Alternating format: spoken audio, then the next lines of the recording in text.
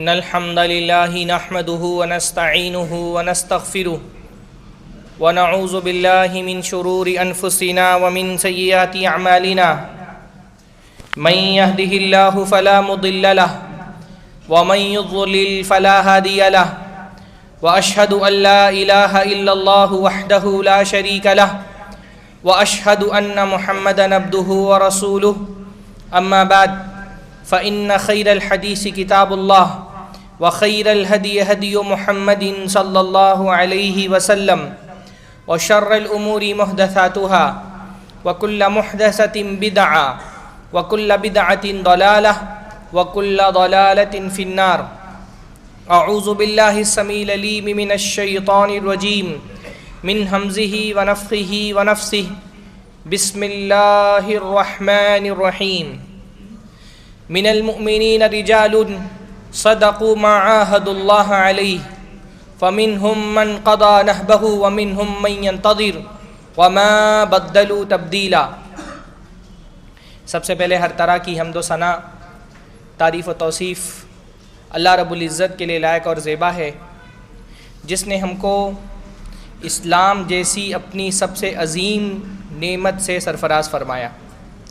ویسے تو اللہ تعالیٰ کی نعمتیں بے شمار ہیں اور اللہ تعالیٰ کی ہر نعمت پر ہم پر واجب ہے کہ ہم اللہ کا شکر ادا کریں، پر نعمت جتنی بڑی ہوتی ہے اس پر اتنا ہی زیادہ شکر لازم ہے. اور نعمتوں میں سب سے بڑی نعمت دین اسلام کی نعمت ہے، تو سب سے زیادہ اللہ تعالیٰ کا شکر اسی بات پر کرنا چاہیے کہ اللہ تعالیٰ نے ہم کو مسلمان بنایا. الحمدللہ الحمدللہ الذی ہدانا لہذا وما كنا لنهتدي لولا ان هدانا اللہ. ساری تعریفیں اللہ کے لیے ہے، سارا شکر اللہ کے لیے ہے جس نے اس دین کی ہدایت دی. الحمدللہ ہم کو اگر اللہ ہدایت نہیں دیتا تو ہم اپنی صلاحیت اور اپنے کمال سے یہ ہدایت حاصل نہیں کر پاتے. دنیا میں ہم سے زیادہ ذہین، ہم سے زیادہ باکمال، ہم سے زیادہ ہوشیار بہت سارے لوگ پڑے، لیکن اللہ تعالیٰ نے ان کو توحید کا شعور نہیں دیا ہے. بڑے بڑے سیارے فتح کرنے والے، چاند پر کمندے ڈالنے والے، ستاروں کی گزرگاہوں کا پتہ لگانے والے اللہ کو چھوڑ کر کے بتوں کے سامنے سجدہ کرتے ہیں، غیر اللہ سے فریادیں مانگتے ہیں. اللہ تعالیٰ نے ان کو توحید کی نعمت سے نہیں نوازا. اللہ کا بہت بڑا فضل ہے کہ اللہ تعالیٰ نے ہم کو توحید کی نعمت سے نوازا ہے. دنیا جہنم کے راستے پر چل رہی ہے، اللہ کا بہت بڑا فضل ہے کہ اللہ تعالیٰ نے ہم کو جنت کے راستے پر چلنے کی توفیق نصیب فرمائی. سب سے زیادہ اللہ تعالیٰ کا شکر اسی بات پر کرنا ہے کہ اللہ تعالیٰ تو نے ہم کو اس دین اسلام کی ہدایت دی. بڑے بڑے انبیاء کے چہتوں کو یہ ہدایت نہیں ملی. حضرت ابراہیم علیہ السلام کے باپ کو، حضرت نوح علیہ السلام کے بیٹے کو، حضرت لوط اور حضرت نوح علیہ السلام کی بیوی کو، اللہ کے رسول صلی اللہ علیہ وسلم کے چچا ابو طالب اس ہدایت سے محروم رہے. ان انبیاء کی چاہتوں کے باوجود ان کے عزیزوں کو، ان کے قریبوں کو یہ ہدایت کی نعمت نہیں ملی. اللہ کا فضل ہے الحمدللہ، اللہ تعالیٰ نے یہ نعمت ہم کو عطا فرمائی. سب سے زیادہ اللہ تعالیٰ کا شکر اسی بات پہ کرنا ہے. اور بھئی اللہ کے نبی نے فرمایا من لا یشکر الناس لا یشکر اللہ، کہ جو بندوں کا شکریہ ادا نہیں کرتا وہ اللہ کا بھی شکر گزار نہیں ہے. تو اللہ کا شکر ادا کرنے کے ساتھ ساتھ ہم کو رسول اللہ کا بھی احسان مند ہونا چاہیے. یہ جو دین کی نعمت ہم کو ملی ہے بلا شبہ اللہ تعالیٰ کے دینے سے ملی ہے، پر دنیا میں اللہ تعالیٰ نے اس کا ذریعہ پیارے نبی محمد رسول اللہ صلی اللہ علیہ وسلم کو بنایا. وہ کون ہے جس نے ہم کو جنت کا یہ راستہ دکھایا؟ پیارے نبی محمد رسول اللہ صلی اللہ علیہ وسلم. دنیا جھوٹے معبودوں کے سامنے سر جھکا رہی ہے، ہم کو رسول اللہ صلی اللہ علیہ وسلم نے سچے معبود کا پتہ بتا دیا. ہم کو پتہ ہے الحمدللہ ہاتھ کس کے سامنے پھیلانا ہے، فریادیں کس سے کرنا ہے، جھولی کون بھر کر کے دیتا ہے، دعائیں کون قبول کرتا ہے، نعمتیں کون عطا فرماتا ہے. ہم کو پتہ ہے الحمدللہ نا، کون عطا فرماتا ہے؟ اللہ تعالیٰ. امیدیں کس سے وابستہ کرنی ہے، توکل کس میں کرنا ہے، مصیبتوں سے نجات کون دے گا، پریشانیوں کا حل کس کے پاس ہے؟ ہم کو پتہ ہے الحمدللہ. کافر کو نہیں پتہ، کافر کو نہیں پتا کون دیتا ہے، کس سے مانگنا ہے، اور ملنے کے بعد شکریہ کس کا ادا کرنا ہے. کافر کو نہیں پتا نا، اسی لیے کافر کسی سے بھی مانگتا ہے اور کسی کا بھی شکر گزار ہو جاتا ہے. سورج چمک رہا ہے تو سورج کو دیوتا مان لیتا ہے. چاند خوبصورت ہے، چاند کی عبادت کرنا شروع کر دیتا ہے. زمین سے اناج اگتا ہے تو دھرتی کی پوجا کرنے لگتا ہے. گائے دودھ دیتی ہے تو اس کو اپنا معبود مان لیتا ہے.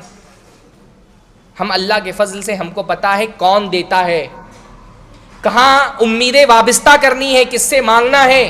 کافر کہیں سے بھی امیدیں باندھ لیتا ہے. ہاں، اس نے اپنے گلے میں، اپنے پیٹ پہ، اپنے ہاتھ میں رنگ برنگے دھاگے پہنے ہوئے، اس کی امید ان دھاگوں سے وابستہ ہے. اس کو لگتا ہے یہ دھاگے اس کو مصیبت سے بچا لیں گے.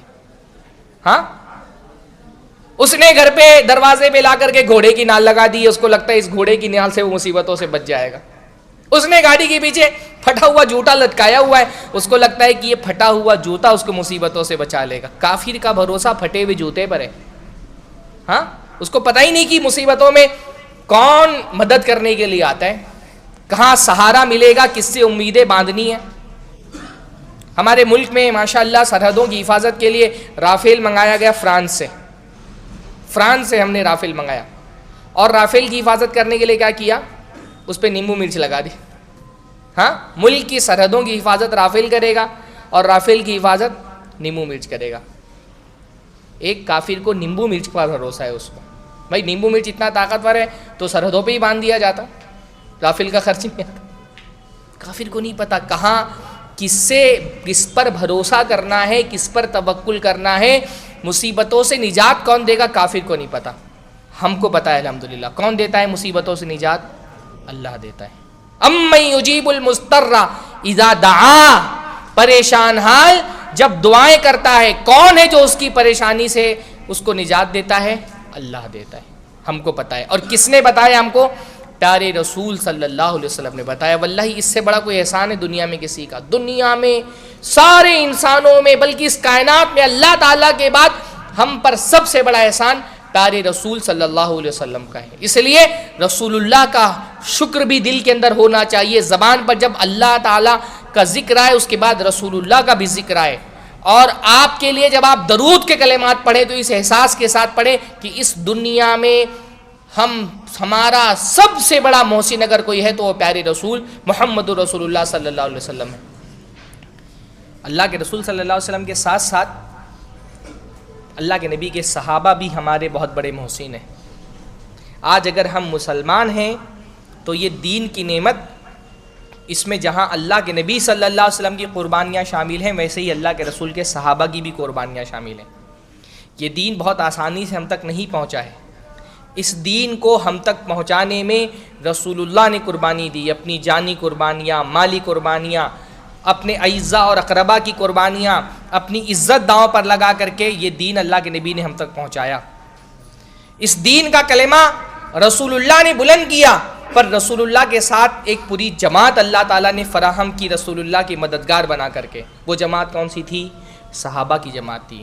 اللہ نے فرمایا هو الذی ایدک بنصرہ وبالمؤمنین، اللہ ہے جس نے آپ کی مدد کی اپنی نصرت کے ذریعے سے بھی اور آپ کا تعاون کیا ایمان والوں کے ذریعے سے. اللہ تعالیٰ نے ایمان والوں کی ایک جماعت رسول اللہ کو فراہم کی جو اللہ کے نبی صلی اللہ علیہ وسلم پر ایمان لائے، اور ایمان لانے کے بعد جو کچھ ان کے پاس تھا سب رسول اللہ صلی اللہ علیہ وسلم پر نچھاور کر دیا. جس جان دینی پڑی جان دی، مال دینا پڑا مال دیا، اعزاء اقربا رشتہ داروں سے تعلقات توڑنے ہوئے توڑ دیے. اللہ کے نبی صلی اللہ علیہ وسلم کی دین کی حفاظت کرنے کے لیے اپنی زندگیاں وقف کر دیں. یہ ان صحابہ کی قربانیوں کا نتیجہ ہے کہ آج ہم لا الہ الا اللہ کی گواہی دینے والے. لا الہ الا اللہ اللہ تعالیٰ کی سب سے بڑی نعمت ہے، اور اس نعمت کی شکر گزاری جیسے ہمارے اوپر واجب ہے کہ ہم اللہ کے شکر گزار ہو، رسول اللہ کے شکر گزار ہو، ویسے ہی ہم پر واجب ہے کہ ہم رسول اللہ کے صحابہ کے شکر گزار ہوں. ان کی قربانیاں تھی، ان کی محنتیں تھی، ان کا جذبہ تھا. وہ جب رسول اللہ پر ایمان لائے تو صرف کلمہ پڑھ کر کے اپنی زندگی میں مصروف نہیں ہو گئے، انہوں نے اپنا تن من دھن سب رسول اللہ کے راستے میں لگا دیا.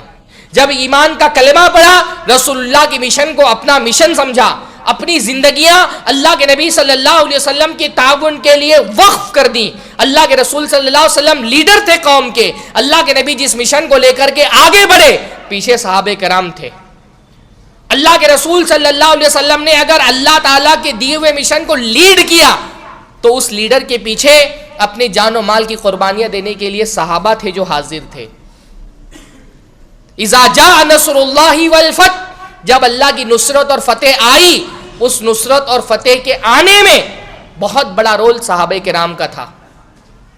صحابہ کرام وہ لوگ تھے جنہوں نے اسلام قبول کیا تو ان کی اپنی زندگیاں ختم ہو گئیں. انہوں نے اپنی زندگی کا مشن بنا لیا رسول اللہ کی مشن کو آگے بڑھانا. بچہ، بوڑھا، جوان، امیر، غریب، طاقتور، کمزور، صحابہ میں جو جیسا تھا اس کی زندگی کا مقصد تھا رسول اللہ کی مشن کو لے کر کے آگے بڑھنا. اپنا تن من دھن قربان کرنے کے لیے تیار رہتے تھے صحابہ کرام. تب یہ دین ہم تک پہنچا ہے. آج اگر ہم توحید کا کلمہ پڑھ رہے ہیں ہم کو ان صحابہ کا احسان مند ہونا چاہیے. یہ ان کی قربانیوں کے نتیجے میں یہ دین ہم تک پہنچا ہے. آپ صحابہ کی جماعت کا مطالعہ کریں، اللہ کے نبی کی سیرت کا مطالعہ کریں، آپ دیکھیں گے صحابہ الگ الگ طرح کے تھے. ان میں کچھ امیر تھے، کچھ غریب تھے، کچھ طاقتور تھے، کچھ کمزور تھے، کچھ جوان تھے، کچھ بوڑھے تھے، کچھ بچے تھے.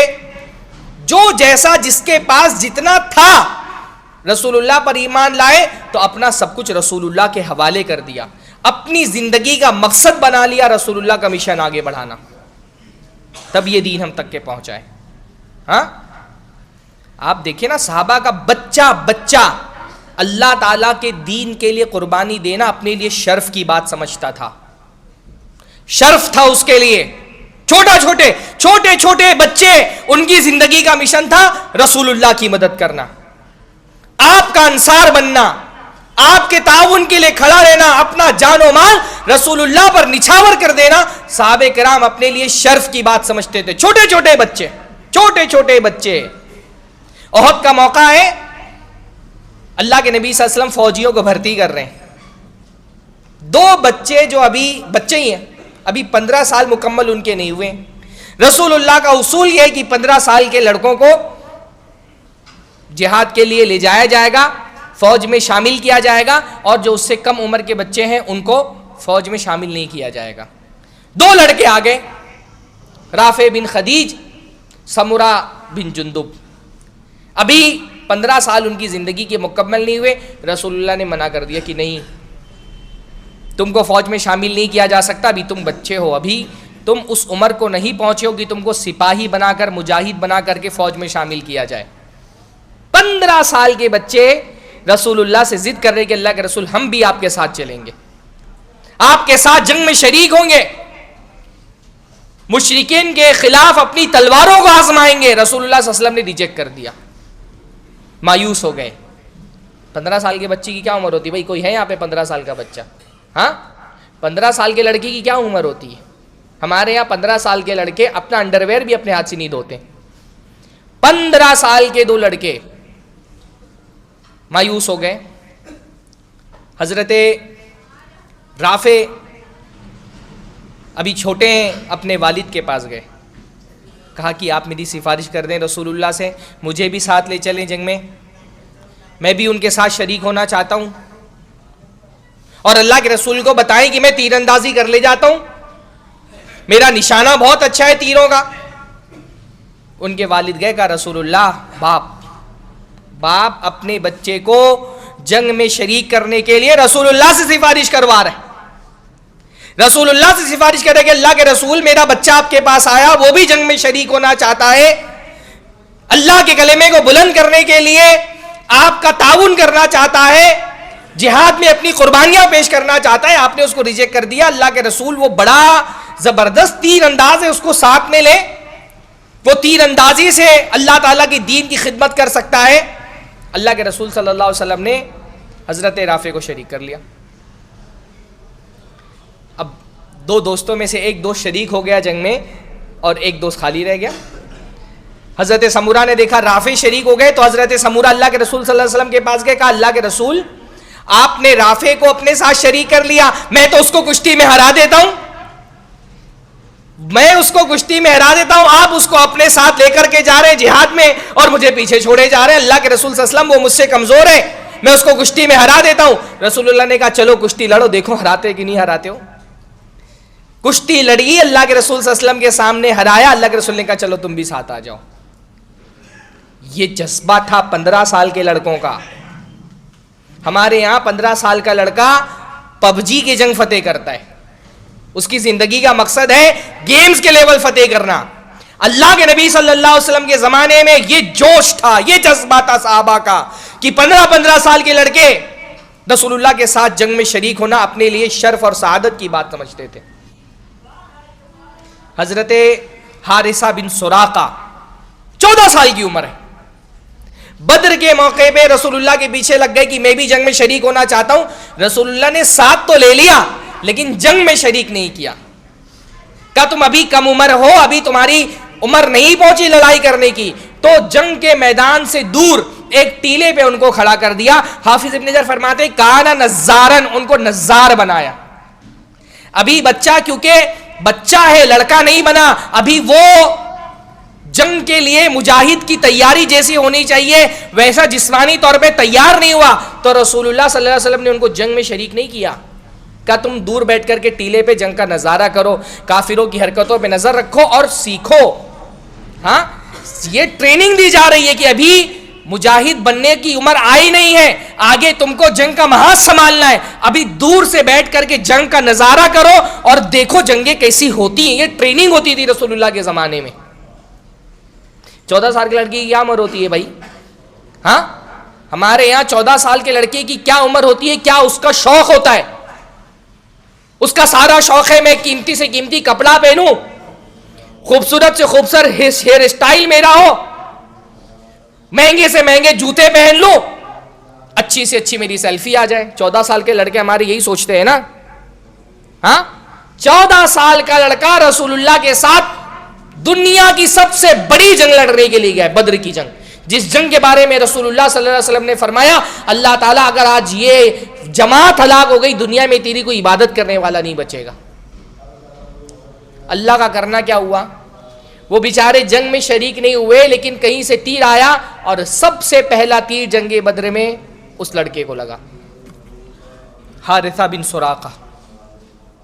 تیر لگا گردن پہ, زخمی ہو گئے, وہیں وفات پا گئے. ماں کے دل پہ کیا گزری ہوگی. ان کی ماں بھی کوئی عام عورت نہیں, ربیع بنت نضر, حضرت انس ابن مالک کی پھوپھی ربیع بنت نضر, اللہ کے رسول صلی اللہ علیہ وسلم کی بڑی عظیم صحابیاں ہیں. جب بچہ وفات پا گیا, بدر کے میدان سے اللہ کے نبی صلی اللہ علیہ وسلم لوٹے, ربیع بنت نضر اللہ کے رسول صلی اللہ علیہ وسلم کی خدمت میں حاضر ہوئی. کہ اللہ کے رسول, حارثہ کا میرے دل میں کیا مقام تھا یہ تو میں ہی جانتی ہوں. میرا بچہ تھا 14 سال کا, آپ کے ساتھ گیا اور وفات پا گیا. اللہ کے رسول صلی اللہ علیہ وسلم آپ بتا دیں مجھ کو, اگر وہ جنت گیا ہے, اس شہادت کی موت میں اللہ رب العالمین نے اس کو جنت عطا فرما دی ہے, تب تو میں صبر کر لوں گی, ورنہ میں اور زیادہ روں گی اپنے بچے کی جدائی پر. اللہ کے رسول نے فرمایا اب حبیلتی, ربیع پاگل ہو گئی ہو. کبھی آدمی محبت سے بولتا ہے نا اپنے قریبیوں, اب حبیلتی, ربیع تم پاگل ہو گئی ہو, دماغ خراب ہو گیا ہے تمہارا. اہیا جنت واحدہ, تم کو کیا لگتا ہے جنت صرف ایک ہے؟ بل ہی جنان کثیرہ, ربیع جنت ایک نہیں ہے, جنت کے تو بہت سارے درجات ہیں, بہت سارے لیول ہیں. وہی فی الفردوس الاعلی, اور تمہارا بیٹا کسی چھوٹی سی جنت میں نہیں گیا ہے, اس کا درجہ کوئی کمتر نہیں ہے. بل ہوا فی الفردوس الاعلی, بلکہ وہ جنت کے سب سے اعلیٰ درجے میں جنت الفردوس میں اللہ تعالیٰ نے اس کو مقام عطا فرمایا ہے. یہ بچے تھے رسول اللہ صلی اللہ علیہ وسلم کے زمانے کے, اپنی جان اللہ کے رسول صلی اللہ علیہ وسلم کے مشن کے لیے قربان کرنا ان کے لیے سعادت کی بات تھی. حضرت عبادہ ابن صامت جب حضرت عمرو ابن عاص کے دور میں انہوں نے مصر فتح کیا، مقوقس کے دربار میں گئے، مصر کا بادشاہ، اور مقوقس سے کہا ہم میں سے کوئی آدمی اللہ کے رسول کے صحابہ میں سے جب جہاد کے لیے اپنا گھر چھوڑ کر کے نکلتا تھا اس کی یہ چاہت نہیں ہوتی تھی کہ میں واپس اس گھر میں لوٹوں، واپس اپنا گھر دیکھنا نصیب ہو۔ ہم میں سے جو بھی اپنے گھر سے نکلتا اس کی یہ چاہت ہوتی تھی کہ اللہ تعالیٰ کے راستے میں اللہ تعالیٰ کے دین کا کلمہ بلند کرنے کے لیے اپنی جان قربان کر دوں۔ ہم اپنے گھروں کی طرف واپس نہیں لوٹنا چاہتے تھے جب جنگ کے لیے نکلتے تھے۔ یہ جو دین کا پرچم مشرق سے مغرب تک کے پھیلا، اس میں صحابہ کا خون شامل ہے۔ کتنا خبیث اور بدبخت ہے وہ آدمی جو صحابہ کرام کے بارے میں بری بات کہے۔ یہ جو ہم کو ایمان کی دولت ملی ہے ان صحابہ کی قربانیوں کے صدقے میں ملی ہے، ہم ان کے خلاف زبان کھولیں؟ ہاں، یہ وہ لوگ حضرت انس ابن مالک کے چچا ہیں، انس ابن نضر، حضرت ربیع جن کا ذکر آیا نا ان کے بھائی، حضرت ربیع کے بھائی ہیں حضرت انس ابن نضر۔ بدر کے موقع پہ ان کو موقع نہیں مل سکا، اللہ کے نبی صلی اللہ علیہ وسلم نے بدر کی بہت تیاری نہیں کی تھی، بس جنگ کا اعلان ہوا اور اللہ کے نبی صلی اللہ علیہ وسلم نے کہا جتنے لوگوں کے پاس سواری تیار ہے نکل چلو، کسی کو مہلت نہیں دی کہ تیاری کر سکو، جا کر کے اپنی سواریاں لے آؤ، جتنے لوگ موجود تھے لیکن نکل گئے۔ انس ابن نضر کو موقع نہیں مل سکا، اللہ کے رسول سے کہتے تھے اللہ کے رسول بدر میں تو مجھے موقع نہیں مل سکا، لیکن انشاءاللہ تعالی جب اللہ تعالیٰ توفیق دے گا، جب موقع ملے گا، آپ انشاءاللہ تعالی میری طرف سے شجاعت کے، بہادری کے، جواں مردی کے وہ کمالات دیکھیں گے کہ اللہ تعالیٰ اس سے آپ کی آنکھوں کو ٹھنڈا کرے گا۔ اور وہ موقع ملا احد کے موقع پر، ہاں احد میں وہ موقع ملا، جنگ ہوئی، جواں مردی سے لڑے، اور احد کی جنگ میں ایک مرحلہ ایسا آیا جب مسلمان بڑی پریشانی کے عالم میں آ گئے۔ پریشانی یہ ہوئی، آپ لوگوں نے پڑھا ہوگا سیرت کی کتابوں میں کہ حضرت خالد ابن ولید نے گھوم کر کے پیچھے سے حملہ کر دیا، اور رسول اللہ نے جن 3 اندازوں کو طے کیا تھا پیچھے سے حفاظت کرنے کے لیے انہوں نے اپنا مقام چھوڑ دیا، اور 2 طرف سے جب مشرکین کی فوجیں آئیں تو مسلمانوں کی فوج میں اتھل پھتل مچ گئی، چکی کے 2 پارٹ کے بیچ میں مسلمانوں کی فوج پس گئی، تھوڑی سی بعض صحابہ کی غلطی کی وجہ سے ہاتھ میں ملی ہوئی فتح چھین گئی، خلشار مچ گیا، انتشار مچ گیا، ایسا کیوس ہوا کسی کو کچھ سمجھ میں نہیں آ رہا تھا۔ بغیر کسی امید کے صحابہ جنگ کے میدان میں مشرکوں کے آگے جا رہے تھے، پیچھے سے ایک ٹکڑی نے حملہ کر دیا، کھلبلی مچ گئی فوج کے اندر۔ اسی درمیان میں اللہ کے نبی صلی اللہ علیہ وسلم کی شہادت کی خبر پھیل گئی، افواہ پھیل گئی کہ رسول اللہ وفات پا گئے۔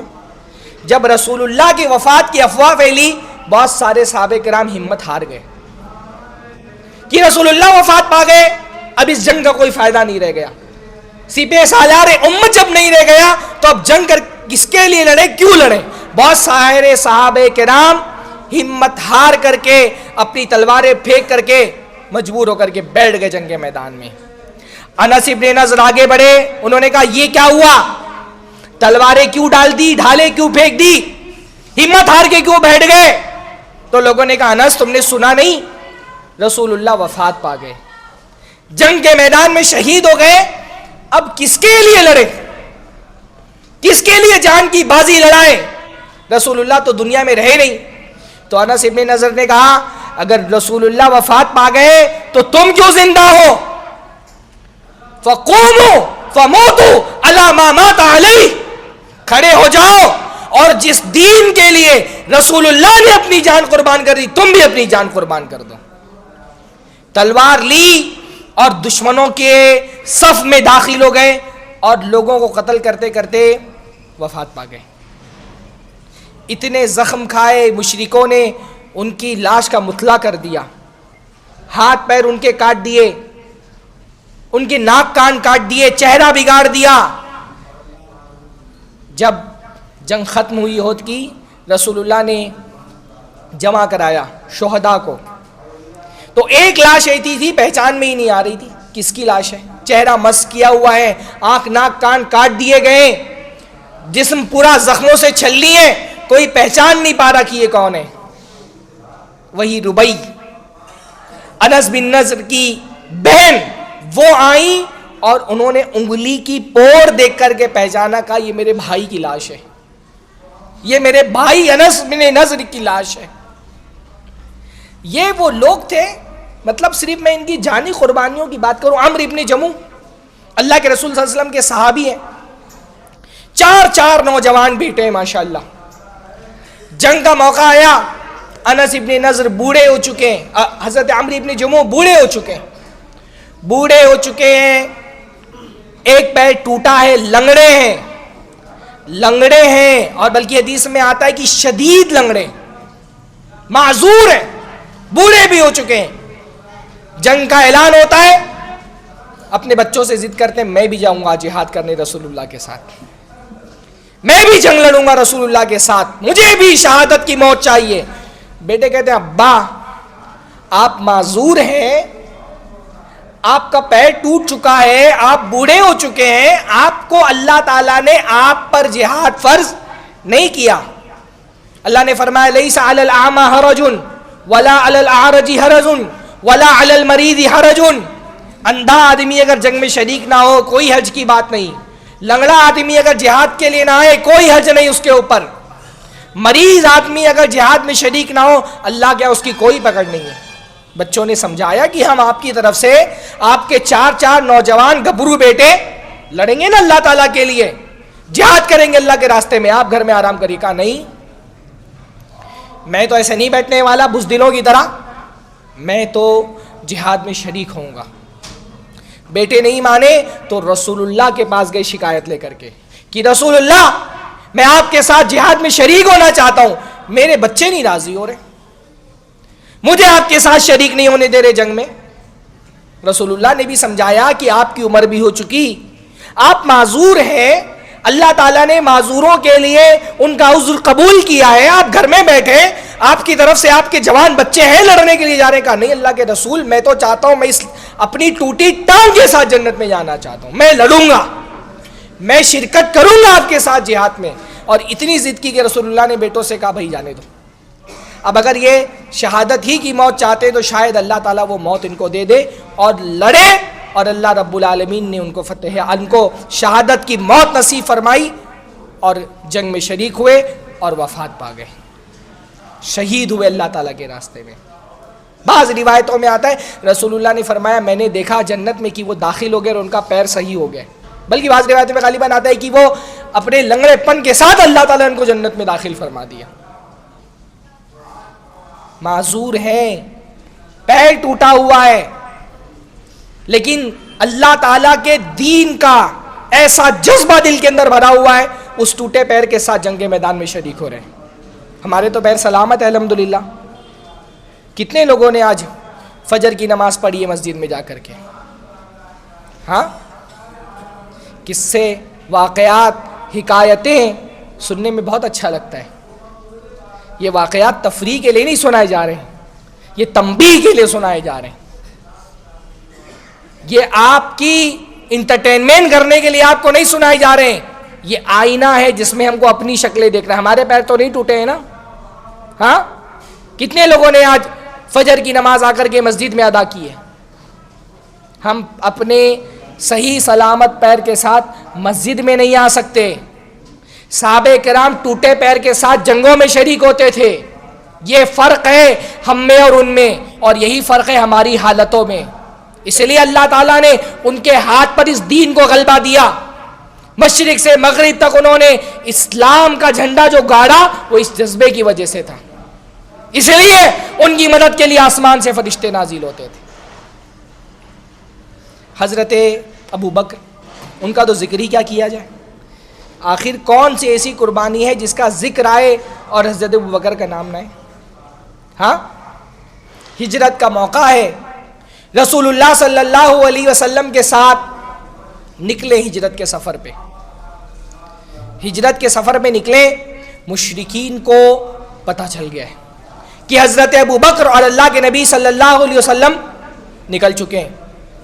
مشرکین بوکھلائے ہوئے ہیں، انہوں نے دونوں کے سر پہ 100 اونٹوں کا انعام رکھ دیا ہے. 100 اونٹ، اس زمانے میں اونٹ سب سے قیمتی چیزوں میں سے ہیں، اور ایک ایک انسان کے سر پہ 100 اونٹوں کا انعام ہے. پورے قریش کے لوگ، بلکہ قریش کے ارد گرد کے چھوٹے بڑے سارے قبائل رسول اللہ صلی اللہ علیہ وسلم کا اور حضرت ابو بکر کا سر اتارنے کے لیے تلواریں لے کے نکل گئے. پورا قریش بلکہ ان کے سارے حلیف پیچھے پڑے ہوئے ہیں حضرت ابو بکر کے، حضرت اللہ کے نبی صلی اللہ علیہ وسلم کے. حضرت ابو بکر ایک بہت ہی انجان راستے سے لے کر کے اللہ کے نبی صلی اللہ علیہ وسلم کو نکلتے ہیں.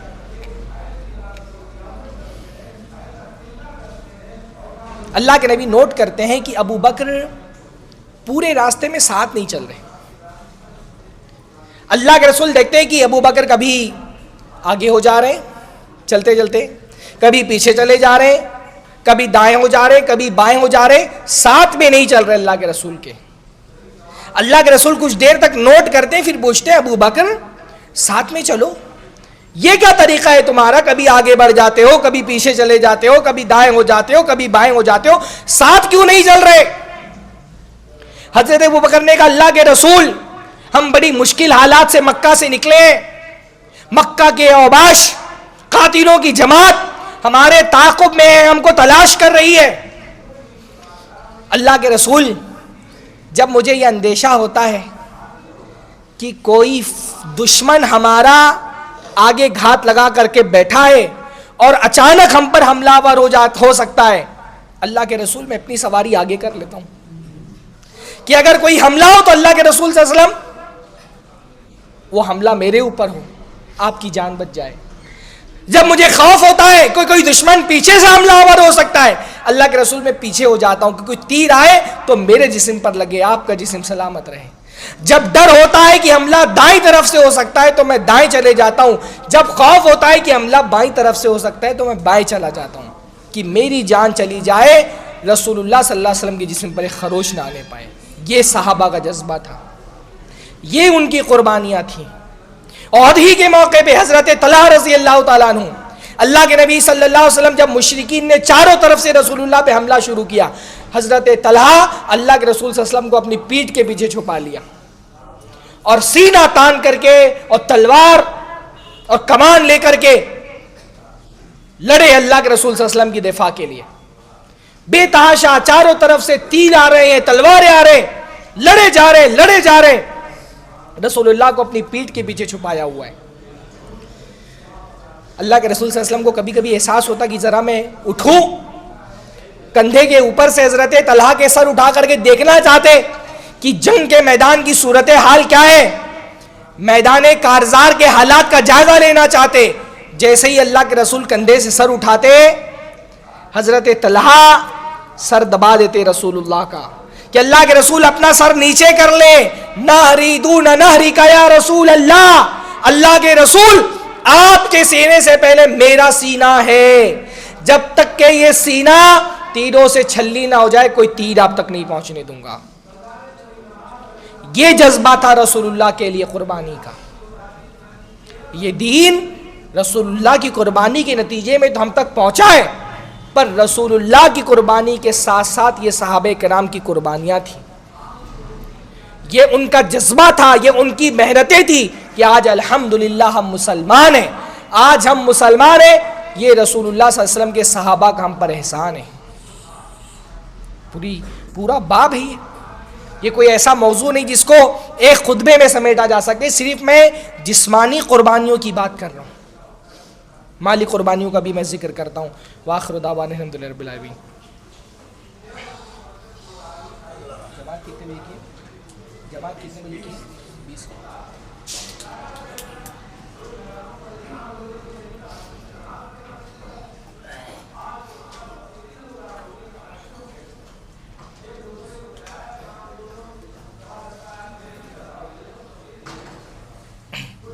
الحمدللہ رب العالمین والصلاة والسلام علی نبینا محمد وعلی آلہ وصحبہ اجمعین ومن تبعہم بإحسان الی یوم الدین. صحابہ کرام کی جانی قربانیاں، جسمانی قربانیاں اپنی جگہ پر ہیں. جن کے پاس جسمانی طاقت تھی انہوں نے اپنی جسمانی طاقت، اپنی جان رسول اللہ صلی اللہ علیہ وسلم کی مشن کو آگے بڑھانے کے لیے قربان کی. پر صرف جانی قربانی نہیں دی. جن کے پاس مال تھا انہوں نے اپنا مال رسول اللہ کی خدمت میں لگا دیا. حضرت ابو بکر خاص طور پہ ان کے پاس تو جو تھا سب دے دیا رسول اللہ صلی اللہ علیہ وسلم، کچھ اپنے پاس کچھ بچایا ہی نہیں. ہجرت کا جب موقع تھا جتنی رقم گھر میں تھی سارا لے کر کے رسول اللہ کے ساتھ چلے گئے. پیچھے بچے تھے، عبداللہ ابن ابی بکر تھے، عبد الرحمن ابن ابی بکر تھے، حضرت عائشہ تھی، اسماء بنت ابی بکر تھے. بچے تھے گھر میں، کچھ نہیں چھوڑ کے گئے اپنے بچوں کے لیے. جتنا سرمایہ گھر کے اندر موجود تھا ہجرت کے موقع پہ سب لے کے چلے گئے. ان کے والد اس وقت تک مسلمان نہیں ہوئے تھے، ابو قحافہ. تو ابو قحافہ حضرت ابو بکر کے جانے کے بعد آئے، اندھے ہو چکے تھے ابو قحافہ، دکھائی نہیں دیتا تھا ان کو، بہت بوڑھے تھے. آ کر کے اپنی پوتی سے حضرت اسماء سے کہا یہ ابو بکر چلا گیا، تمہارے لیے بھی کچھ چھوڑ کے گیا ہے، کیا کھاؤ گی، کیسے پیو گی، کیسے جیو گی، کچھ چھوڑ کے گیا تم بچوں کے لیے. حضرت اسماء نے کیا کیا، گھر میں ایک مٹکی تھی، مٹکی سمجھتے ہیں نا، چھوٹی سی مٹکی کے اندر کچھ پتھر بھرا اور وہ مٹکی لے جا کر کے اپنے دادا کے سامنے ہلائی. تو ہلانے سے جو گھڑگھڑاہٹ کی آواز آئی تو کہا یہ چھوڑ کر کے گئے. دادا نابینا تھے، ان کو لگا کہ یہ جو آواز آ رہی ہے یہ اشرفیوں کی آواز ہے، یہ درہم و دینار بھرا ہوا چھوڑ کر کے گئے تو مطمئن ہو. حضرت اسماء نے جھوٹ نہیں بولا، وہی چھوڑ کر کے گئے تھے اور کچھ نہیں چھوڑ کے گئے تھے، مٹی پتھر چھوڑ کے گئے تھے بچوں کے لیے. صحابہ میں آپ دیکھیں گے اللہ تعالیٰ نے غزوہ تبوک کا موقع دیکھیں، ہاں غزوہ تبوک کا موقع ہے، حضرت عمر اپنی آدھی جائیداد جو کچھ مال تھا آدھا سرمایہ لے کر کے رسول اللہ کی خدمت میں حاضر ہو گئے. کہا آج تو ابو بکر کو پیچھے چھوڑ دینا ہے. آسان نہیں ہے اپنی مال و دولت آدھی اللہ تعالیٰ کے راستے میں قربان کر دینا، آسان نہیں ہے. ہمارے ہاں تو ابھی دیکھیے جمعہ کا چندہ ہوتا ہے، کتنے ہاتھ تو ڈرتے ہیں کہ جیب تک پہنچنے سے، سامنے سے رومال گزر جاتا ہے لیکن جیب تک ہاتھ نہیں جاتے، اور چلا جائے تو آدمی ڈھونڈ کر کے 10 روپے کی نوٹ نکالتا ہے، ڈرتا ہے کہیں 100 روپے کی نوٹ نہ نکل جائے. ہاں بھائی ٹھیک ہے حضرت ابو بکر کے مقابلے میں آپ کو کمتر لگے گا، پر اپنی آدھی پراپرٹی، اپنا آدھا سرمایہ، آدھا مال دے دینا بھی بہت بڑی قربانی ہے. پر حضرت ابو بکر آئے، انہوں نے جو تھا سب رسول اللہ کے لیے دے دیا، کچھ نہیں بچایا اپنے پاس، جو تھا وہ سب دے دیا. حضرت عثمان آئے، 940 اونٹ، 920 اونٹ اور 80 گھوڑے زین سمیت رسول اللہ کو دے دی کہ رسول اللہ آپ لگائیں. تبوک کا موقع بڑی مشکل جنگ تھی، وہ روم سے لڑنا تھا، کسی عرب کے قبیلے سے نہیں لڑنا تھا، اس زمانے کے سپر پاور سے لڑائی کرنی تھی، لمبا سفر تھا. 1000 دینار کی تھیلی. بھئی حضرت عثمان جسمانی اعتبار سے بہت طاقتور نہیں تھے، ان کو جنگ کے میدانوں میں ان کی شجاعت اور بہادری کے قصے آپ نہیں سنیں گے، کمزور تھے، نحیف تھے. انہوں نے وہ شجاعت اور بہادری کے وہ کارنامے نہیں دکھائے جو حضرت علی نے دکھائے، جو حضرت ابو عبیدہ ابن الجراح نے دکھائے، جو حضرت حمزہ نے دکھائے. ویسے کارنامے شجاعت و بہادری کے نہیں کر پائے، لیکن امت کے کام کرنے کے الگ الگ محاذ ہوتے ہیں. امت کو جہاں قوت اور طاقت والے افراد کی ضرورت ہے وہیں مالدار اور پیسے والے لوگوں کی بھی ضرورت ہے. کچھ لوگوں کا کنٹریبیوشن صحابہ میں یہی ہے کہ اپنا مال قربان کیا اللہ کے لیے. 1000 دینار، دینار سمجھتے سونے کے کوئنز، سونے کے سکے، 1000 دینار رسول اللہ کی خدمت میں لا کر کے رکھ دیے، آپ کے قدموں پہ ڈھیر لگا دیا کہ اللہ کے رسول اس کو خرچ کریں. آپ رسول اللہ صلی اللہ علیہ وسلم اتنا خوش ہوئے، وہ دینار کی تھیلی اللہ کے رسول پلٹتے جاتے کہتے جاتے ما ضر عثمان ما عمل بعد اليوم، آج کے بعد عثمان کچھ بھی کر لیں ان کو نقصان نہیں پہنچنے والا. آج کے بعد اگر ایک نیکی نہ کریں، اتنی بڑی نیکی کر دی ہے، نیکی ان کے لیے کافی جنت میں لے جانے کے لیے. کتنا دیا حضرت عثمان نے. مسلمان ہجرت کر کے مدینہ آئے، پینے کے لیے پانی نہیں تھا، ایک چھوٹا سا کنواں تھا، اور اس کنویں سے پانی نکالنے جاتے مسلمان تو جس یہودی کا کنواں تھا وہ بہت معاوضہ لیتا، ایک ایک بکیٹ پانی کے بدلے میں ایک مدھ جو دینا پڑتی، اور کھانے کی ویسے قلت تھی. تو رسول اللہ نے کہا کوئی ہے جو اس کنویں کو خرید کر کے مسلمانوں کے لیے وقف کر دے؟ حضرت عثمان نے تنہا اپنی کمائی کا پیسہ 35,000 درہم میں کنواں خریدا اور مسلمانوں کے لیے وقف کر دیا. 2 ڈول ڈال دیے کنویں کے اندر کی، ایک ڈول میرا ہے اور ایک ڈول سارے مسلمانوں کا ہے، جس مسلمان کو پانی کی ضرورت ہے آئے نکال کے لے کر کے جائے. کتنا دیا اللہ تعالیٰ کے راستے میں. آخری وقت ہے رسول اللہ صلی اللہ علیہ وسلم کی زندگی کا، مسجد نبوی کی جگہ کم پڑنے لگی ہے، مسلمانوں کی تعداد بڑھ گئی ہے. مسجد نبوی کے بغل میں ایک پوری جگہ خرید کر کے وقف کر دی کہ رسول اللہ یہ جگہ میں نے خرید کر کے مسجد نبوی کے لیے وقف کی ہے، اللہ کے رسول آپ مسجد کی توسیع کریں، بڑھائیں مسجد کو آگے. بہت سارے سیرت نگاروں نے لکھا ہے جو روضہ ہے نا، روضہ اللہ کے رسول صلی اللہ علیہ وسلم کے گھر، یعنی اللہ کے رسول کی قبر اور منبر کے درمیان کی وہ جگہ جس کو رسول اللہ صلی اللہ علیہ وسلم نے فرمایا جنت کی کیاریوں میں سے ایک کیاری ہے، اس روضہ کا بیشتر حصہ حضرت عثمان کا وقف کیا ہوا ہے. وہ حضرت عثمان نے دیا تھا مسجد نبوی کی توسیع کے لیے. آپ سوچیں کیا اجر مل رہا ہوگا، اللہ تعالیٰ ان کو دے رہا ہوگا. صحابہ کرام جب رسول اللہ صلی اللہ علیہ وسلم کا حکم آ جاتا تھا وہ ان کے لیے مال کی کوئی حیثیت نہیں تھی.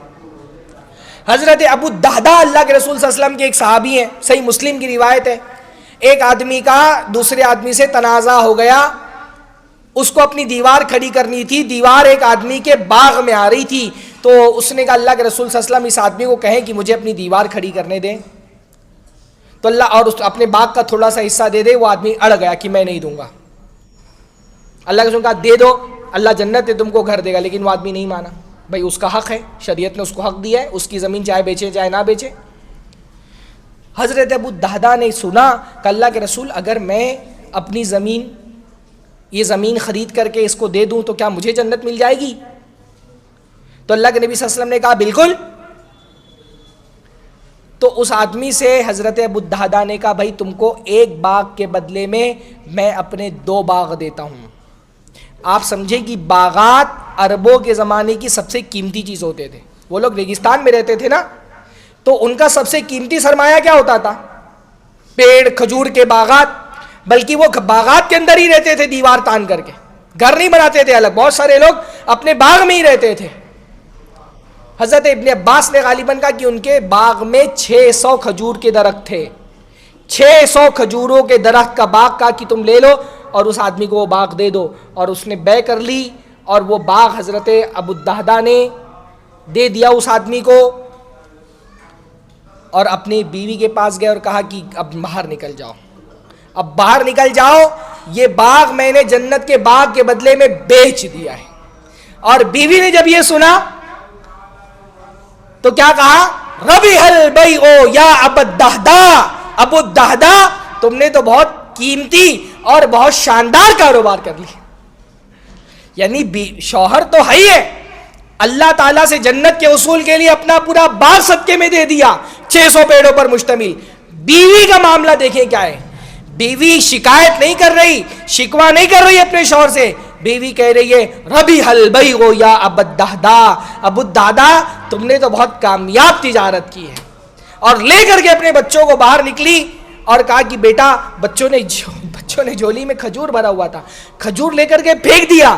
کہا تمہارے باپ نے یہ باغ اب اللہ تعالیٰ کو قرض دے دیا، اب اس پہ تمہارا حق نہیں رہ گیا. کتنی مالی قربانیاں ہیں. ہاں، حضرت صہیب رومی ہجرت کے موقع پر، آخری واقعہ بتاتا ہوں، ہجرت کے موقع بھی نکلے. جب مکہ سے نکلنے لگے تو مکہ والوں نے پکڑ لیا، کہا صہیب آئے تھے تو تم فقیر تھے، غریب تھے، کچھ تھا نہیں تمہارے پاس.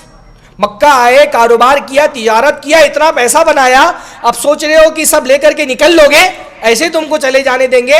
ایسے تو نہیں جا سکتے ہو تم، ہم تم کو ہجرت نہیں کرنے دیں گے. صہیب نے کہا اچھا، جو مال میں نے کمایا ہے اگر وہ مال تمہارے حوالے کر دوں تو مجھے ہجرت کرنے دو گے؟ مدینہ میں اپنے رسول کے پاس جانے دو گے؟ کہا بالکل. تو کہا جاؤ، میرا گھر ہے، اس کے دروازے میں جب اس کو کھودو گے تم کو وہاں دینار و درہم کے ڈھیر ملیں گے. وہ میرا مال ہے، میں نے چھپایا ہوا تھا، جاؤ مال تم لے لو، مجھے جانے دو. جو تھا حضرت صہیب کے پاس سب لے لیا، حتیٰ کہ ان کی سواری تک کی چھین لی.